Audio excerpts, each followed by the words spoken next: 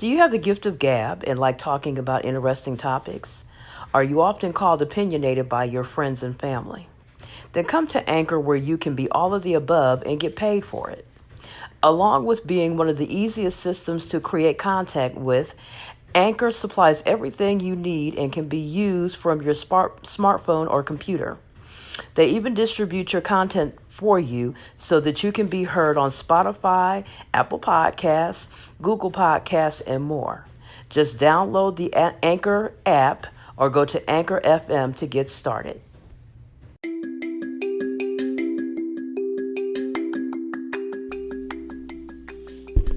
Okay, hello Internet family. This is Anjanette Potter, also known as Adam's Rib, and you are listening to 31 Days of Global Feminism.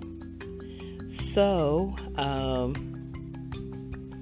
one thing. So I just finished the two. So if you don't know, now you know. I have set a goal for myself on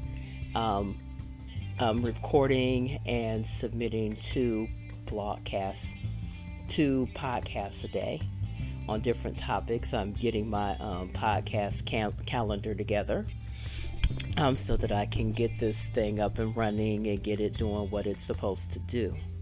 So I finished my 2-person goal today, and so now I'm going to treat myself with talking about different topics. So one topic that I didn't get a chance to talk about last month, I'm going to talk about this month.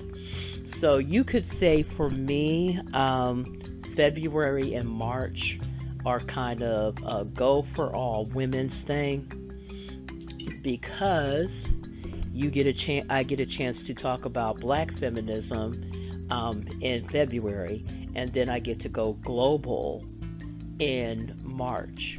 So global gives me a chance to talk about global issues affecting women all around. And that's kind of a fun thing for me. Being that this is media ministry, I am... So sorry about that. I'm, messing with my TV at the same time while I'm talking. So let me focus on just this one talk. So not only this month am I talking about notable women who have accomplished a lot during women's history, I'm also talking about women's issues. So as I said before, for Black History Month, this has been the best Black History Month because we're not just talking about notables and doing our due diligence and let me talk about important Black people and do my due diligence in the area of Black history, and then go away feeling nice and puffed up because I've done, what I should do. This is not that kind of story. So for Adam's Rib Media Ministry, not only are we talking about notables, and I would say probably like last year the last time I did 28 or 29 days of Black feminism, I expanded it to talk about not only to talk about old history makers, the traditional ones that we talk about, like Harriet Tubman, Sojourner Truth, Angela Davis.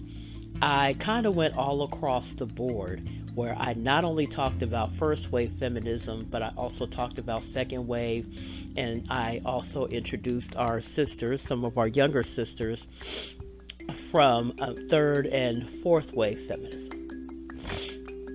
Okay, and explained the history of feminism and talked about all of those movements and what some of the central issues were in those movements. So we kind of had a little bit of a lesson on what feminism is and what that topic would entail. So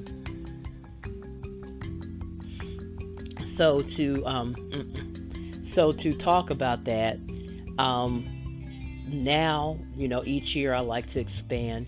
So now this year, not only are we talking about my notables, which are my history-making women from the past and, recent past, the present time history makers, but also future history makers. Okay, which I'll be doing again. But we're also talking about topics that are central to the whole issue of feminism and women's rights. And so I'll be touching on not only women's rights, but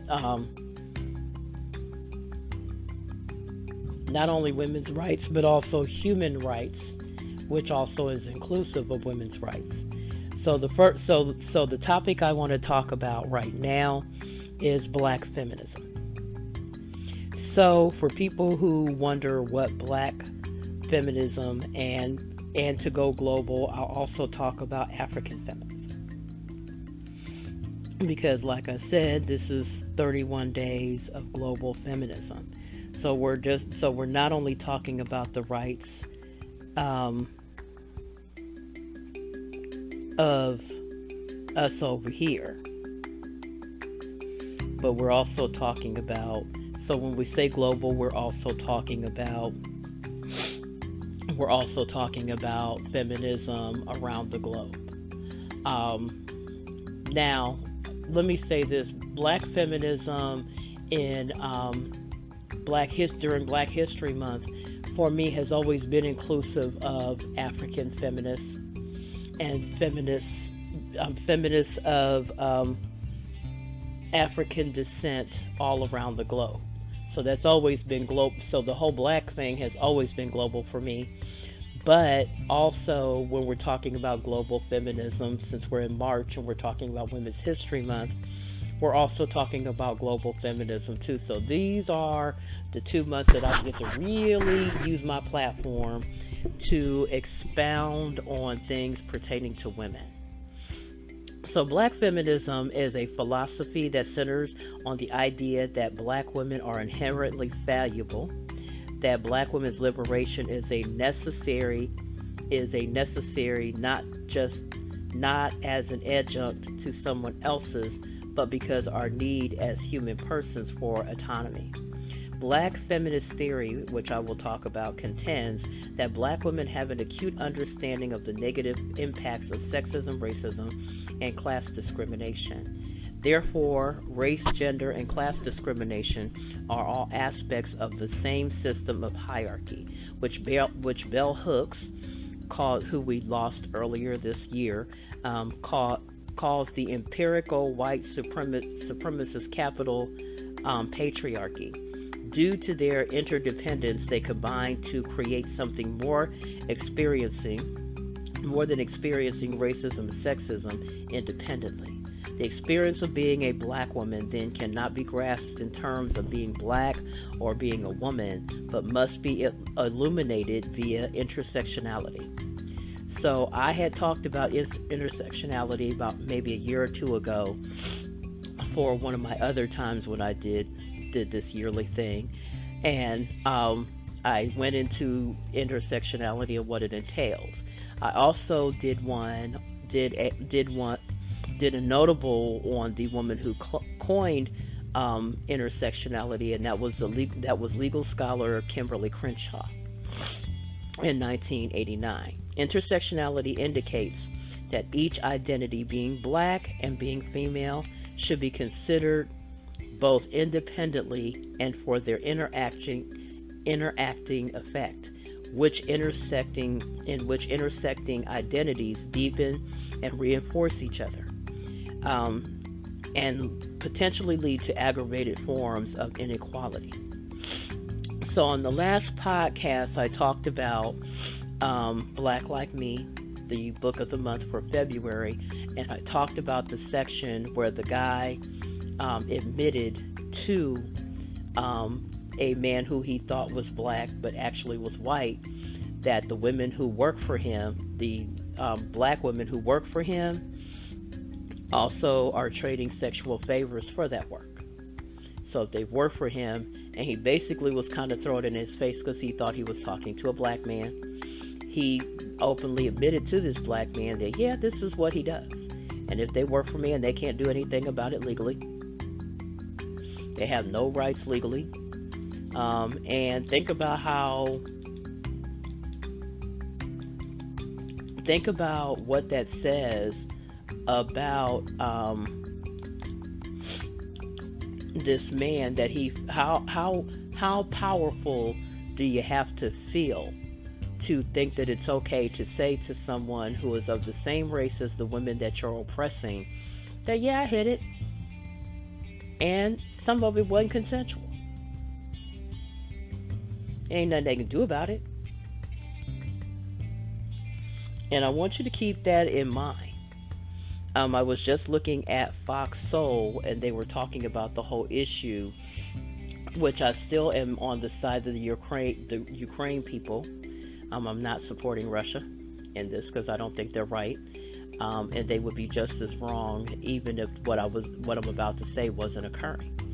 So they're trying to research and find, because there's been footage of the Ukraine not trying to let black people on the not letting Africans, which to me is still black people, on the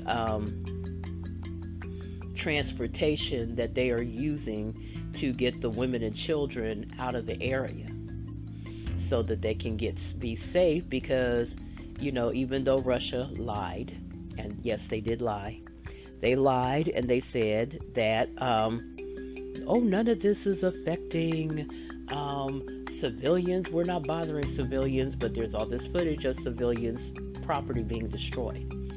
And some female, Ukrainians storing up Molotov cocktails and everything to fight for their property. So that's a lie. When you say that we're not coming for certain people, but we're looking,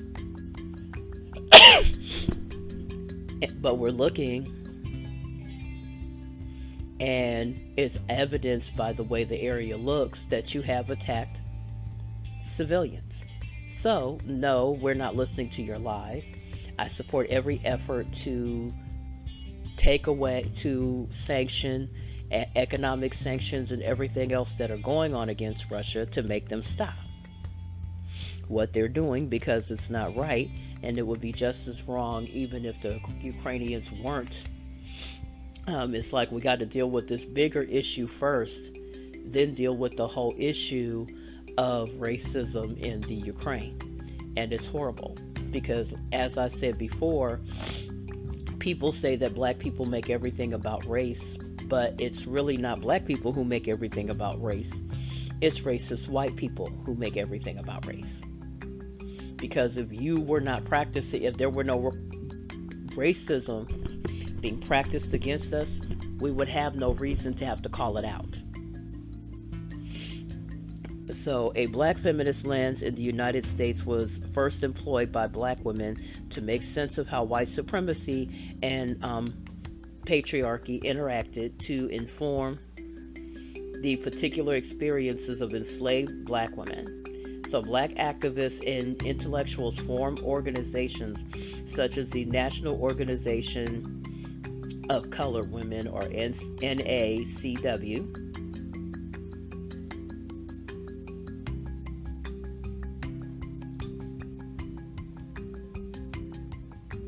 So,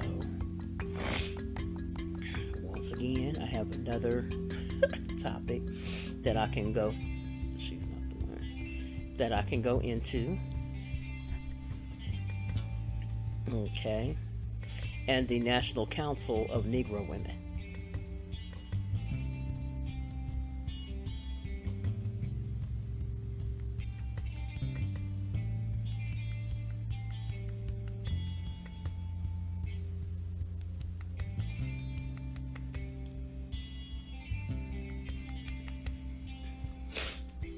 Black feminism rose to prominence in the 60s as the civil rights movement excluded women from leadership positions, and the mainstream feminist movement largely focused its agenda on issues that predominantly impacted white, middle-class white women. From the 70s to 80s, black feminists formed groups that addressed the role of black women in black nationalism, gay liberation, and second wave feminism. In the 1990s, the Anita Hill controversy brought black feminism into the mainstream. Black feminist theories reached a wider audience in the 2010s as a result of social media advocacy. Proponents of black feminism argue that black women are positioned within structures of power in fundamentally different ways than white women. So in the early 21st century, the tag white feminist gained, and we're going to talk about that too. Because I plan on talking about the differences. Because ideally, feminism is supposed to be inclusive of all ethnicities, but many times it's not, because unfortunately human nature gets in there and people begin to act from their biases, from their racial biases. So the term white feminists gain currency to criticize feminists who avoid issues of intersectionality. Critics of black feminism argue that divisions along the line of race or gender weaken the strength of the overall feminist and anti-racist movements, which is not true. If anything, because black women have started to be vocal about those things that affect us, like colorism, racial, oppression, unequal pay, along racial lines as well as gender lines and different other things, it's really strengthened both movements, because you can't be my sister in a movement and ignore the fact that the men that are connected to you oppress women that look like me. Okay, so when black women say that there's an intersect, they're not lying. There's also intersections, and I'll talk about that in a later podcast too, along religious lines. Many religions take interpretations of the Bible, and I talked about this earlier on my Friday morning live, and I talked about the fact that you have religions, even within the Christian religion, you have churches, you have denominations, you have faiths that use the Bible and use different sections of the Bible to basically lie to women and make them feel inferior and reinforce a lot of misogynistic tropes against women. And it isn't just against women in leadership, it is also sexual misconduct against women. Using God to get women to submit to sexual favors in relationships where the people have no business and have no right expecting that from women. So, out of the notions that evolved out of the black feminist movement are Alice Walker's womanism, and I'm going to talk about womanism, and historical revisionism with an increased focus on black women. So, historical revisionism is the reinterpretation of an historical event. It usually involves challenging the orthodox, established, accepted, or traditional views held by professional scholars about a historical event or time span or phenomena, in introducing contrary evidence or reinterpreting the motivations and actions of the people involved. The revision of the historical record can reflect new discoveries of facts, evidence, and interpretation. Okay, something to consider anytime you are pontificating on a historical event is the motivations of the people involved. So with an increased focus on black women, Bell Hooks, Kimberly Crenshaw, Angela Davis, and Patricia Hill Collins have emerged as leading academics on black feminism.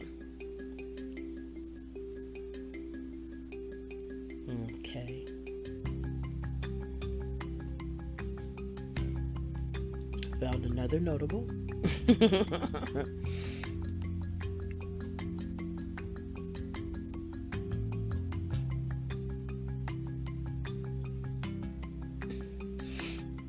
So if you're, I'm going to continue on because I do have a statement.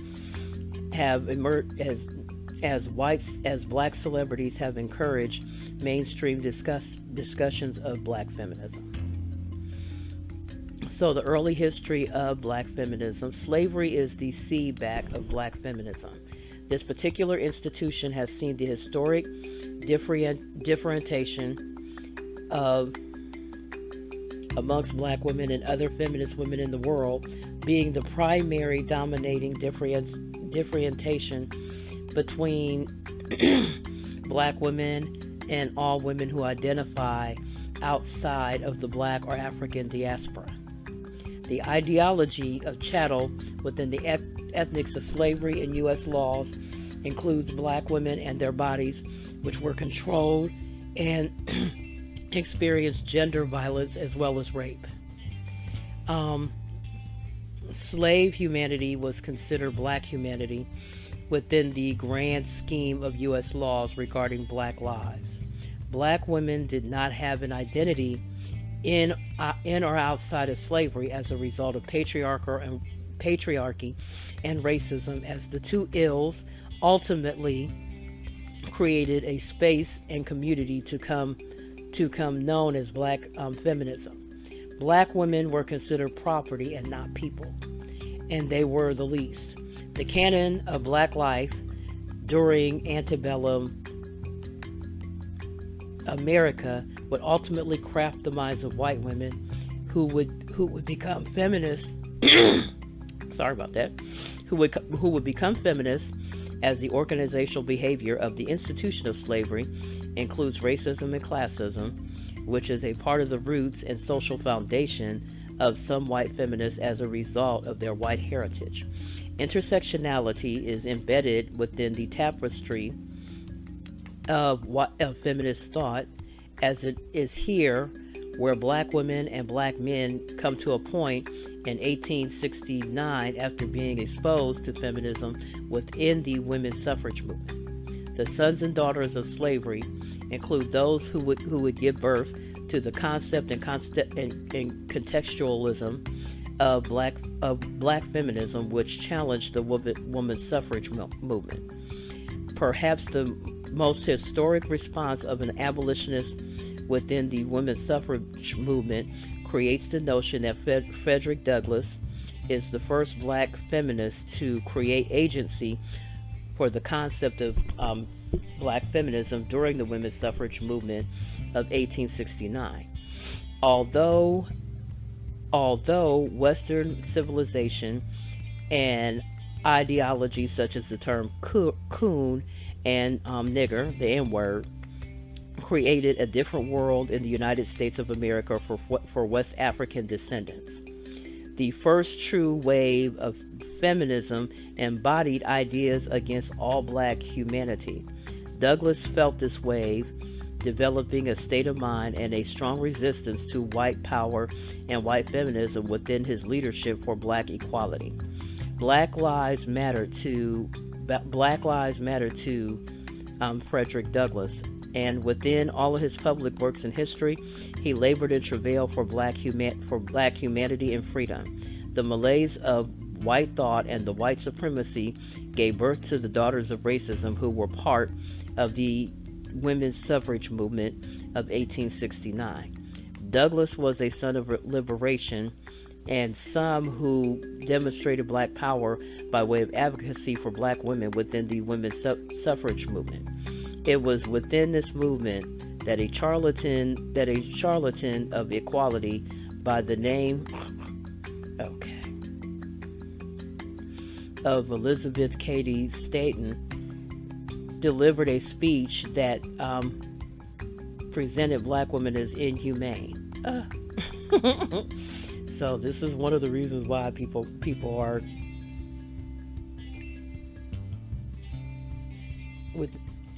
describe white women as perhaps elitist, preferring to white women in her speech. I'm gonna have to research this.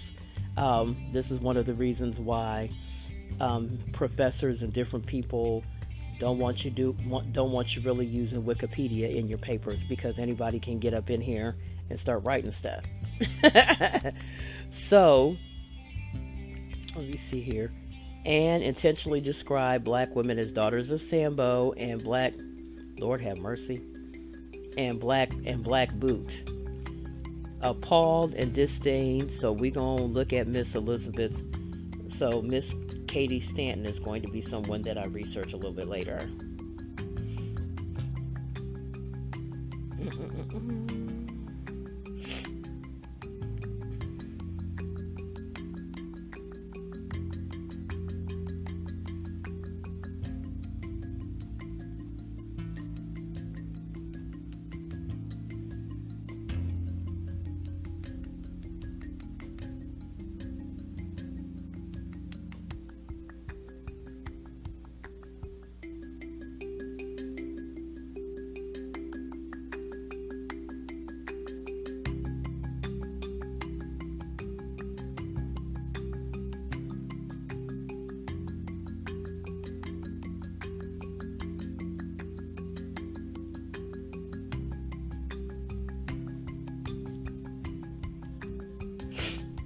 So I'm going to go ahead and research Miss Katie Stanton with this, but like I said, that's one of the reasons why they don't, because anyone can get up in there and change some of the information, and I'm really trying to go from one of the reasons why people go into encyclopedias and different things like that is because they want you to have information that has no bias attached to it, especially if you don't know, especially historical events, because you weren't there. Just like I said about revisionist history that I was just talking about, many times there can be things going on that nobody, like, we talk about white people whitewashing history. And what they're talking about is, first of all, ignoring the contributions of people of color, but also trying to make history look as though, first of all, only white people did anything, which now we're knowing as we continue to compile different information, but also trying to whitewash the motives for why certain people are in an area doing a particular thing. So you want to be careful, and I still will continue to use Wikipedia. But you also have to be careful because, the whole purpose behind reference material is to provide unbiased and objective information. So, black feminism has been around. Black feminism has been around since the time of slavery. It was defined as a way that black women have sought to understand their position in systems of oppression. Then this is exemplified in Sojourner Truth, and I had done one on Sojourner Truth already. Sojourner Truth, famous "Ain't I a Woman" speech, which was delivered in 1851 at the Women's Convention in Akron, Ohio. Truth expressed how the issues, Miss Truth, addressed how the issues being discussed at the convention were issues that primarily impacted white women. And that's basically what that speech was about. If you look at it in entirety, and we've heard it plenty of times all over the place where she talks about, I've done this, ain't I a woman, because many times black women are defined as being unfeminine. Okay, so yeah, which unfortunately, when you are treated like cattle, when you are treated like livestock, you tend to reflect what you're being treated like. And so, and I discussed that this morning. I was, thinking about that, and how so many times even our own men will define us as being unfeminine. and it's really unfair. Most of the stereotypes that are aimed at black women are very unfair because they're not stereotypes that we live up to. They're not stereotypes that were made up with us in mind. They were made up by people who were oppressing us.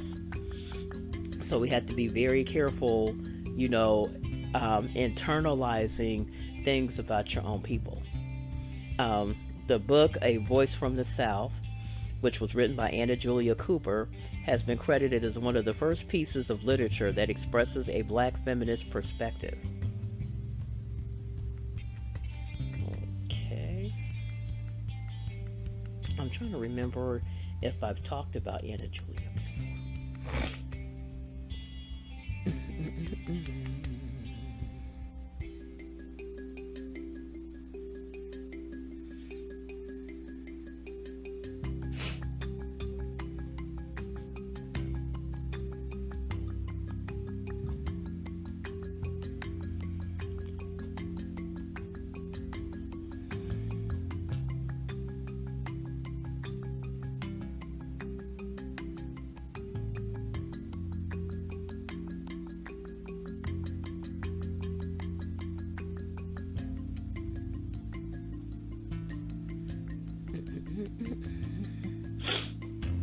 Cooper's contemporary writer and activist, Frances Ellen Watkins Harper, which I think I may have talked about her, proposed one of the most important questions of race, gender, and the work of Reconstruction in the 19th century. According to Harper, white women needed suffrage for education, but black women need the vote not as a form of education, but as a form of protection. So one of the first early people to recognize that when it comes to feminist issues, that every woman, black women and black women and white women are not necessarily, we're fighting the same battle, but each of us has different dogs in the fight. Okay. So in the 1890s, Ida B. Wells, which I've talked about already last month, a politically driven activist,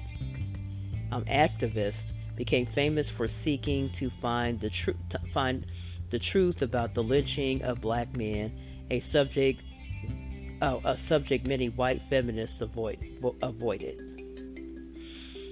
From 1990 to 1960. In the slave period, black female intellectuals and activists such as Sojourner Truth, I keep wanting to go Sojourner Truth, Anna Julia Cooper, Ida B. Wells, Mary Church Terrell, and Frances Harper set in motion the principles that would become the basis for black feminism. These women accomplished things that were previously unheard of for black women, such as giving public lectures, fighting for suffrage, and aiding those in need of help following Reconstruction. However, fissures soon developed between white feminists, even those who had been active in abolition, and pioneering black feminists. Suffrage was one of the many early areas of a schism between black and white feminists. Although feminism as a movement was at a rise in the late 1800s and early 1900s, black women were often left behind and disregarded by the white feminists of this movement. This, however, did not stop the black feminists, who would eventually create a separate path for themselves, fighting for the cause. Out of this, the National Association of Colored Women's Clubs, founded in 1904, the National Association for the Advancement of Colored People, founded in 1909, and the Association of Wage Earners, the National Association of Wage Earners, founded in 1921, were born. So let me get in here.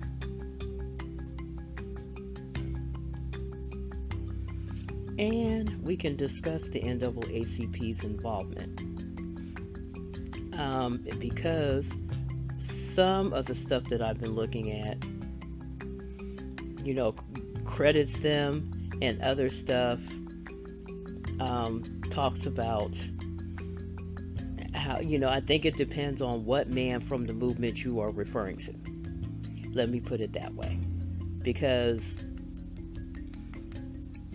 some people may experience a person as fighting for us, and then others may experience that person as being very misogynistic, so it just really depends.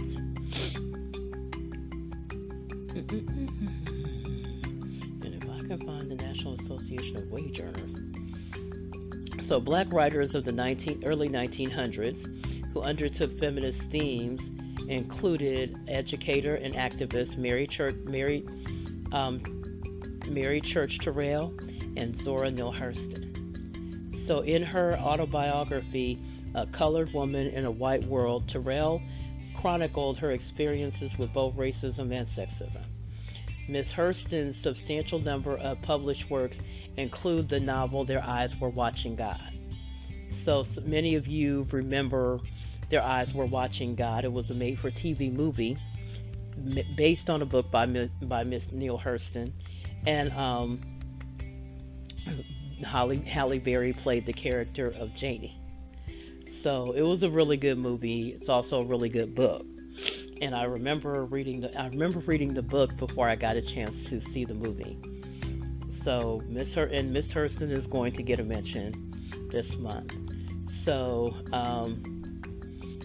Miss Hurston happens to have the same name and birthday of my youngest child, Zora.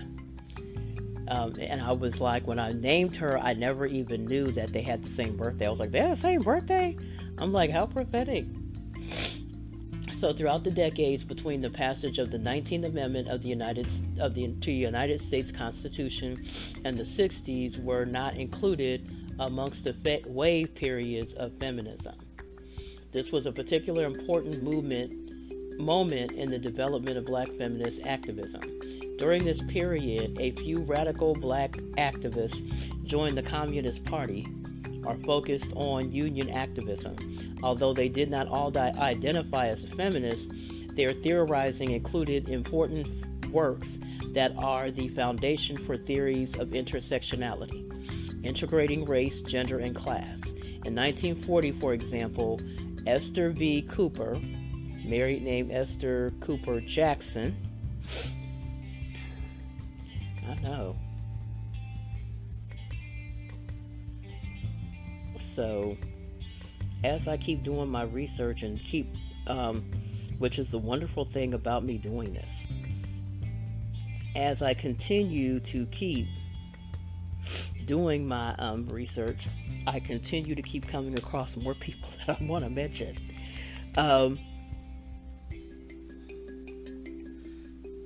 So Miss Cooper Jackson wrote a Master of Arts thesis called "The Negro Woman, Domestic Worker in Relation to Trade Unionism."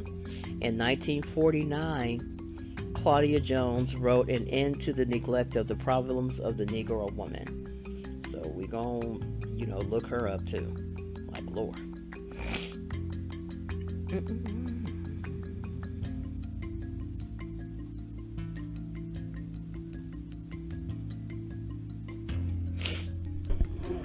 Other feminist activism and organizing happened around different cases of racial and sexual violence. For example, Esther Cooper and Rosa Parks organized to help Reese Taylor.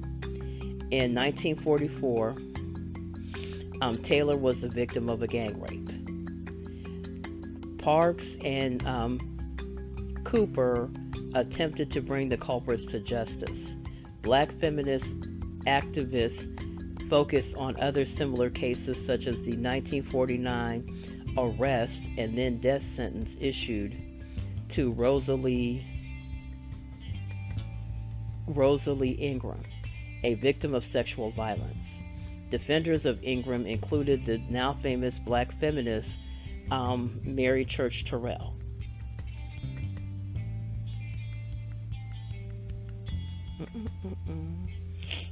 So to give a little bit of background to this story, because I happen to find it.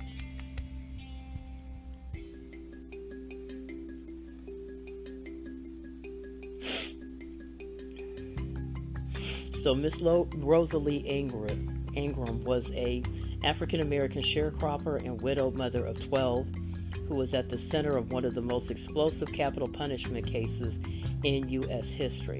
She became an icon for the civil rights and social justice movement. Let me see here. So Ingram farmed adjoining lots with white sharecropper John Ed Stratford. On November 4, 1947, Stratford confronted Ingram, accusing her of allowing her livestock to roam freely on his land. When Ingram reminded Stratford that both the livestock and the land were owned by their landlord, he struck her with a gun. Several of Ingram's sons came to her defense, and Stratford was killed by blows to the head.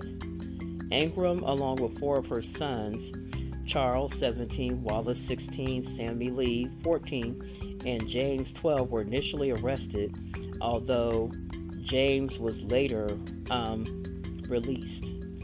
Charles was tried separately and was released at the conclusion of his trial due to insufficient evidence. According to Charles H. Martin, this understood the circumstantial nature of the evidence against his mother and brothers. The trial of Rosalie Wallace and Sammy Lee lasted just one day, held on January 26, 1948, in Ellaville, Georgia. They were found guilty of murder and sentenced to death.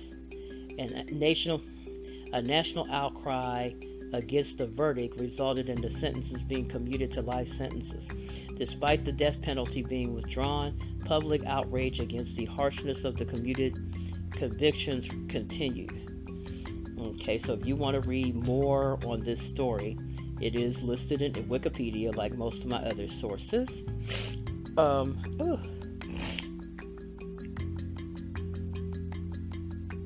Yeah, because I haven't, because I'm like,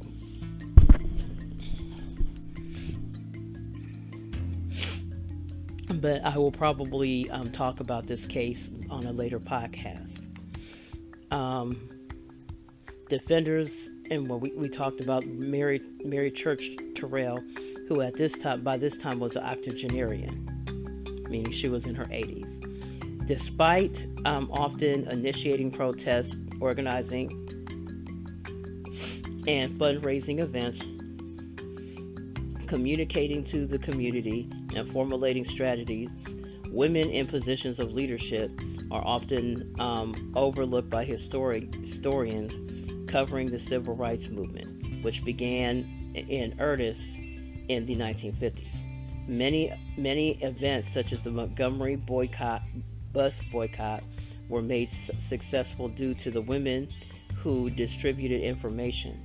During the bus boycott, 30,000 leads were mimeographed and handed out after Rosa Parks' arrest. Georgia Gilmore, after being fired from her job as a cook and blacklisted from other jobs in Montgomery due to her contributions to the boycott, organized the Club from Nowhere, a group that cooked and baked to fund the effort. Okay, so now we're going to talk about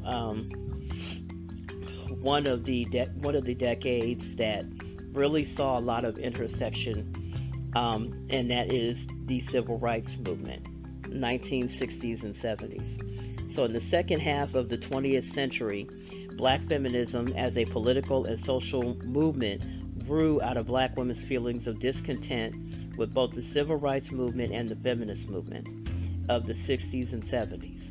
One of the foundational statements of left-wing black feminism is an argument for black women's liberation as a revolutionary force, authored by Mary Ann Weathers. Okay.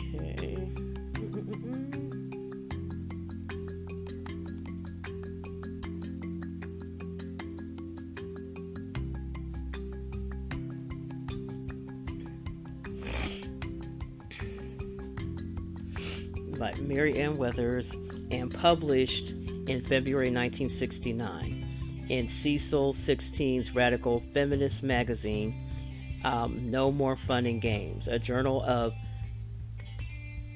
female liberation.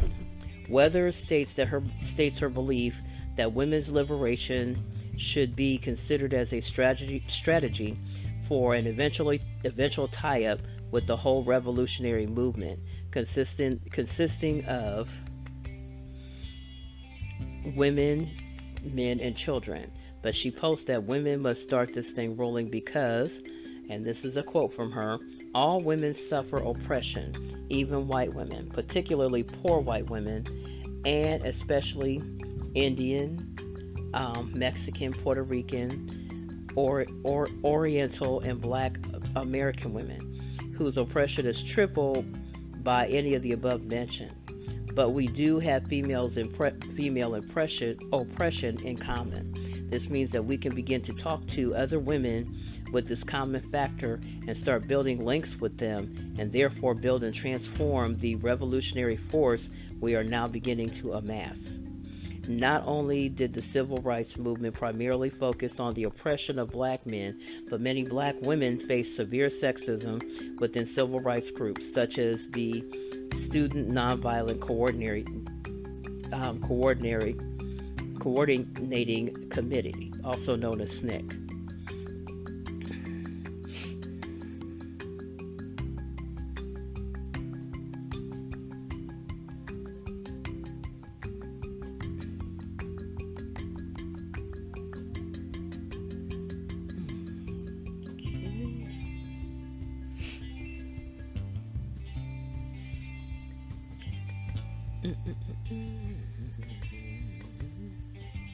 Within the movement, men dominated the powerful positions.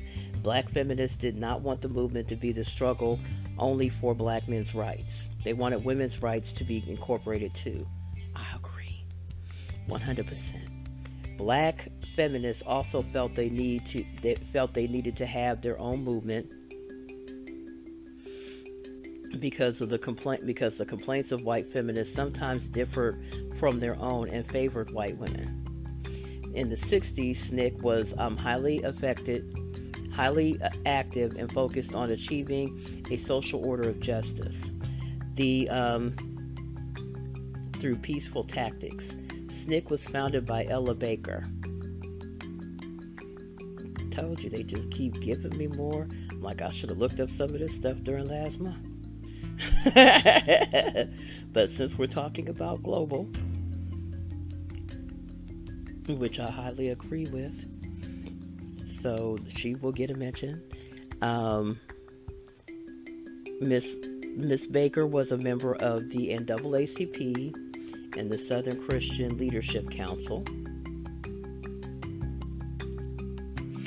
As I said before, you will find as you look into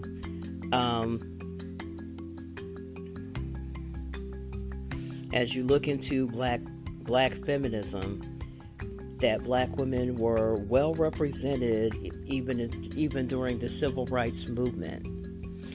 So let me see here. When Baker served as Martin Luther King Jr.'s SCLC executive secretary, she was exposed to the hierarchy support structure of the organization. She disapproved of what she saw as sexism within both the NAACP and the SCLC, and wanted to start her own organization with the egalitarian structure, allowing women to voice their needs. In 1964, at a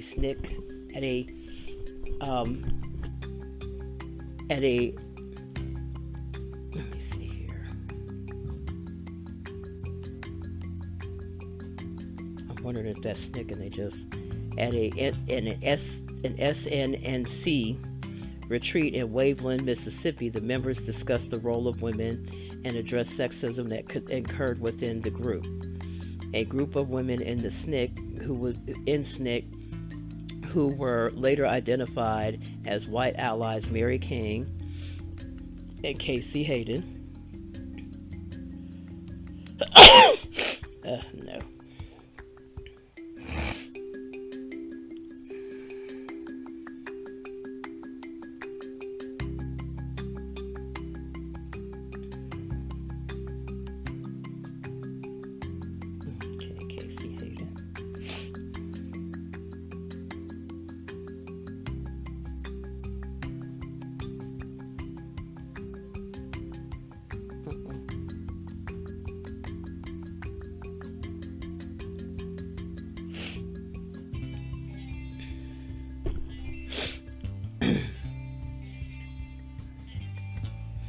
openly challenged the way women were treated when they issued the SNCC position paper, Women in the Movement. The paper listed 11 events in which women were treated as subordinate to men. According to the paper, women in SNCC did not have a chance to become the face of the organization. The top leaders, because they were assigned, let me see here. The top leaders, because they were assigned to clerical and housekeeping duties, whereas men were involved in major decision making. When Stokely Carmichael was elected to chair the SNCC in 1966, he reoriented the path in the organization toward black power and black nationalism.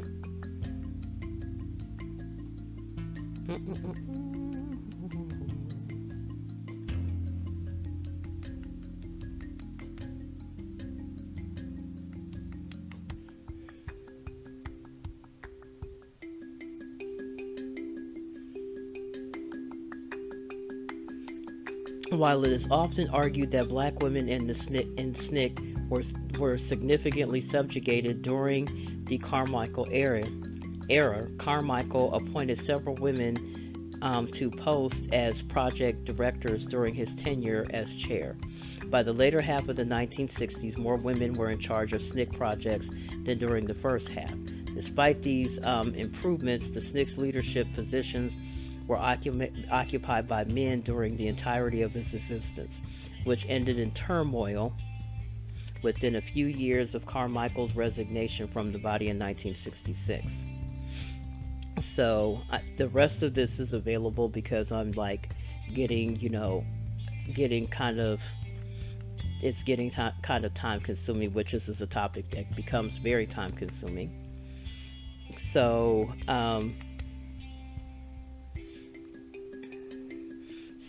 for second wave feminism, and there's an entirely different article which I've already discussed second wave feminism before. So the second wave feminist movement emerged in the 60s.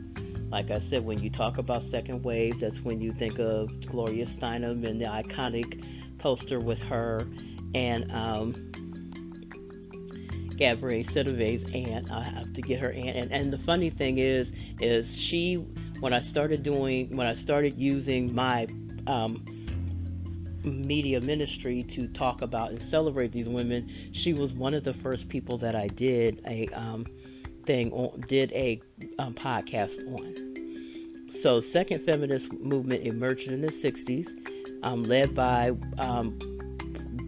Betty Friedan. Some black women felt alienated by the main planks of the mainstream branches of the second wave feminist movement, which largely advocated for women's right to work outside the home and expansion of reproductive rights. For example, earning the power to work outside the home was not seen as an accomplishment by black women, since many black women had to work both in and outside the home due to generations due to poverty. Additionally, as Angela Davis later wrote, while Afro-American women and white women were subjected to multiple unwilled pregnancies and had to clandestinely abort, Afro-American women were also suffering from compulsory sterilization. So we talked about that before on a prior I talked about this on a prior podcast. So compulsory sterilization, also known as forced or coerced sterilization, is a government-mandated program to sterilize a particular group of people. Compulsory sterilization removes a person's ability to reproduce, usually through surgical procedures. Several countries implemented sterilization programs in the early 20th century. Although most programs have been made illegal in most countries, the world instances of forced or coerced sterilization still exist.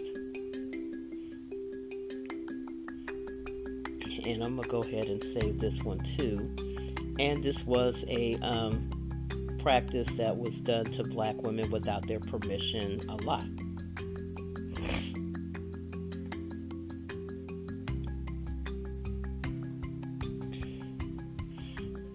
Programs that were not widely included in a dialogue about reproductive justice. So, some black feminists who were active in the early second wave civil feminism were civil rights Florence Kennedy,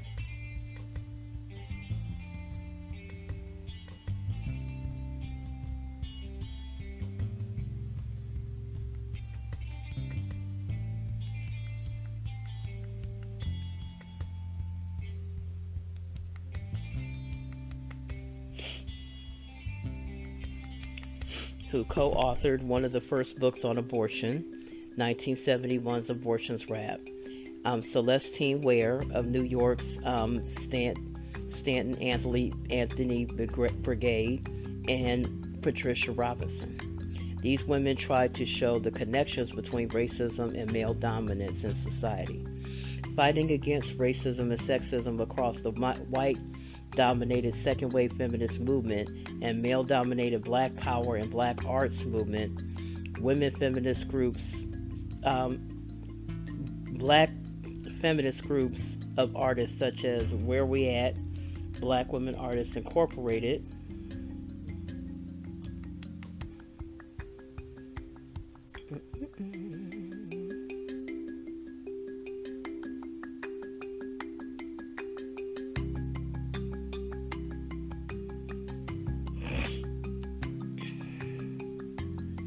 and the black arts movement. I'm like, Lord have mercy.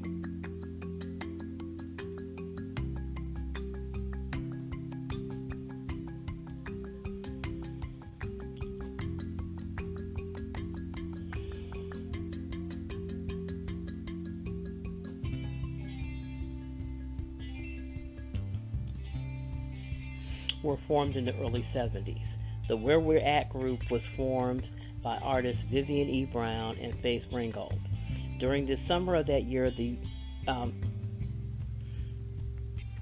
group organized the first exhibition in history of only black women artists to show the viewing public that black artists was not synonymous with black male artists. In 1972, Where We At, and issued a number of demands to the Brooklyn Museum, protesting what it saw as the museum's ignoring of Brooklyn's black female artists.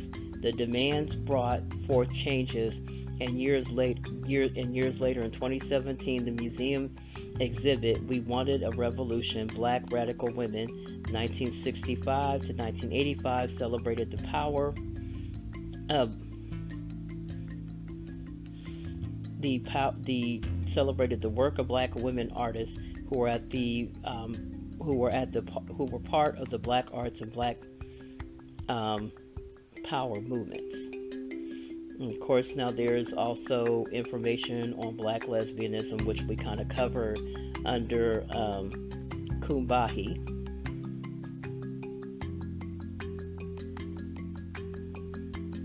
So the 80s and 90s. In the early 90s, AWARE, African Women's Action for Revolutionary Exchange, was formed in New York by Rena Walker and Laura Peoples. After a plenary session on black women's issues held at the Malcolm X conference in the borough of Manhattan Community College, BMCC, entitled Black Women and Black Liberation, Fighting Oppression and Building Unity. In 1991, the Malcolm X Conference was held again at BMCC, and the theme that year was Sisters Remember Malcolm X, a legacy to be transformed. It featured plenary sessions, a workshop on sexual harassment, race, gender, and power, and was held in a much larger theater that year. Black women were a central focus and not an aside as they were prior. Speakers included Sonia Sanchez, Audre Lorde, Bernice Miller, Rena Walker, Carol Bullard, and Aisha Bendel, and that's in parentheses, and Vivian Morrison.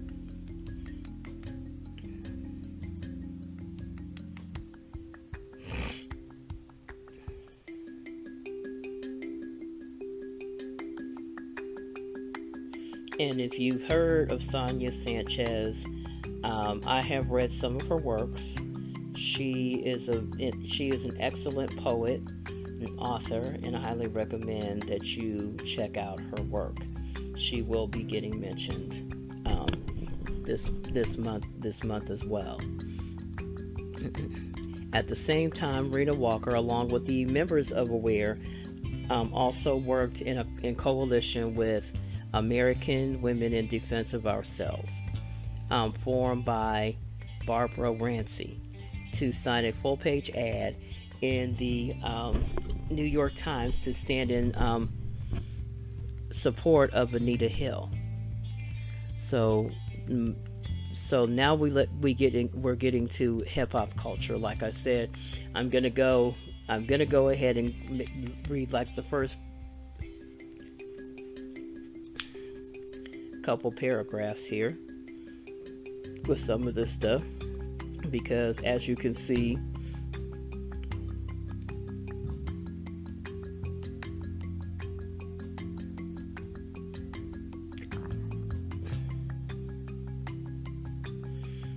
many of these topics can be very long and cause you to be very long-winded. So now the next topic that is also an important one is hip-hop culture, a particularly intimate medium of oppression for black women in the 1990s was hip-hop music. During that time, there was very little effort to express black feminism through the music.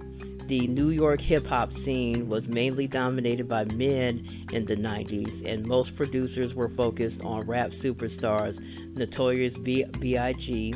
and Sean Diddy Combs. 3 female MCs can be credited to have expanded black womanhood in music during this time. Lil' Kim, who was signed to Biggie Smalls' Junior Mafia imprint, expressed her message very quickly. She achieved a image of fierce independence and comfort with her body. She defied the presumption in hip-hop that women were there to be humble in the presence of men. Lil' Kim's outspokenness and precedence and lyrics were rejected by many people who believed in the traditional sound of hip-hop. Lil' Kim stood by her words and never apologized for who she is. Faith Evans is another female MC who broke barriers in the hip-hop world. At just 21 years old, she was the first female artist signed to Bad Boy Records. Faith Evans spent more than 20 years in the business fighting gender discrimination and harassment in an industry where men were the dominant creators and producers. Yeah, I was about to say, they just skipped right over Mary J. Blige and Salt and Pepper and all the other, and Queen Latifah and all of the other folks that was out here doing it. Mary J. Blige was another artist who became an advocate of women empowerment in hip-hop. She was a legendary singer who influenced the Bad Boys Records label, although she was never signed by them.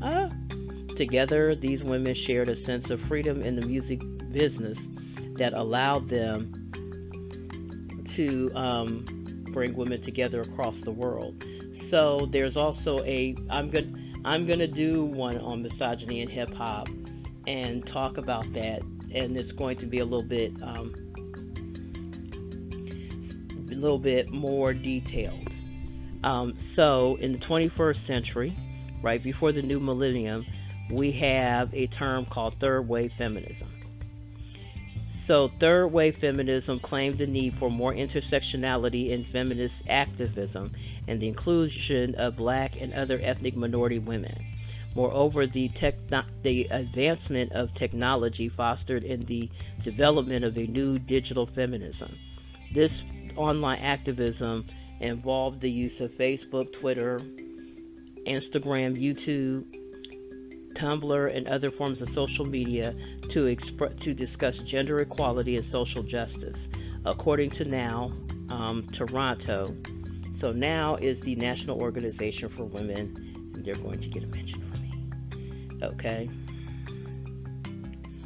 So now we're talking about movements that include what a lot of people call slacktivism. I, for one thing, kind of resent that term, because if you're making people aware of different conditions that exist in the world, different systems of injustice, it doesn't matter how you get your message out. The internet created a call-out culture in which sexism and misogyny can be called out and challenged immediately with relative ease. As an academic response to this shift, many scholars incorporated queer of color critique into their discussions of feminism and queer theory. Queer of color critique seeks an intersectional approach to misidentifying with the larger themes of radicalized heteronormity and heteropatriarchy in order to create a more representative and revolutionary critique of social categories. An example of queer of color critique can be seen in the Combahee River Collective Statement, which addresses the intersectionality of oppressions faced by Black lesbians. Okay, so as I said before, because this is rather long, Black Lives Matter is also mentioned. The activist movement Black Lives Matter was initially formed by Opal Tomati, Angela Garza, and Patrice Khan Cullors as a hashtag to campaign against racism and police brutality against African Americans. And I'm going to do a separate one on Black Lives Matter movement, because on the Black Lives Matter movement, I'm also going to talk about Me Too.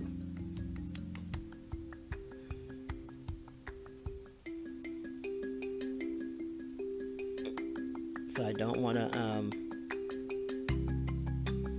go too deep.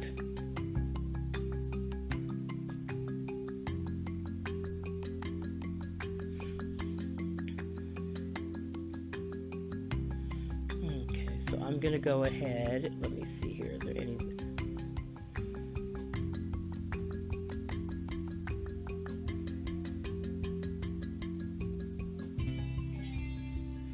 Okay, so I'm going to go ahead, because I've been on here for an hour, and kind of jump off of here. So Black feminist identity politics can be defined as knowing and understanding one's identity while taking into consideration both personal experience as well as the experience of those in history to help form a group of like-minded individuals who seek change in the political framework of society, and can be defined as a rejection of oppressive measures taken against one's group, especially in terms of political injustice.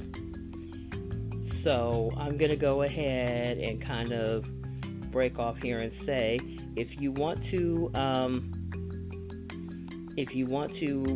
if I've made this topic interesting enough that you want to look into it, and all information that I'm reading to you is courtesy of Wikipedia.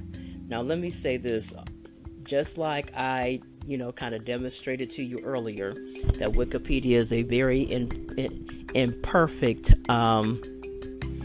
source. You also can use Wikipedia's source column at the bottom. You can also look some of this up in sources that can't be easily, that no one can come up in there and put their own spin on things. Okay, luckily I know enough about some of these topics that I'm not able to be rattled when someone does it. So I'm not really worried. Anyway, I'm going to go ahead and kind of get off here because my time is up on this topic. However, I will be posting again on Monday and really all through next week and everything. So what my other posts that I just did earlier are already available on different platforms that I told you guys about earlier. So let me see here.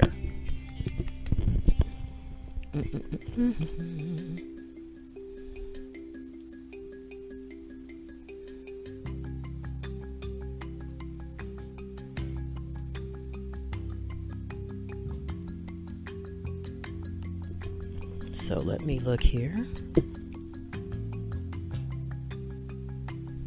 So the podcasts that I did earlier are already available on Spotify, Anchor, Apple, Google, Overcast, Breaker, Castbox, Pocket Cast, and Stitcher. So when you hear me doing these podcasts, when you get a hold of this podcast on those platforms, know that I probably did that podcast within minutes of getting it done. So those two are already available on those platforms, and this one will be available tonight. And I'm, like I said, over the weekend, I'm gonna try my level best to fight with this technology and get my one that I did, and get all these podcasts made in video so that I can get them over to YouTube and my YouTube subscribers can hear them. Anyway, you guys have a good weekend. Enjoy your weekend. Enjoy whatever you get into, and I will be back on Monday to podcast some more. I will be back on Monday to not only podcast some more, but to also do Monday morning quarterback, so we can discuss how the weekend blessed you and how it blessed me. So I will talk to you later. Blowing you a kiss. Bye bye.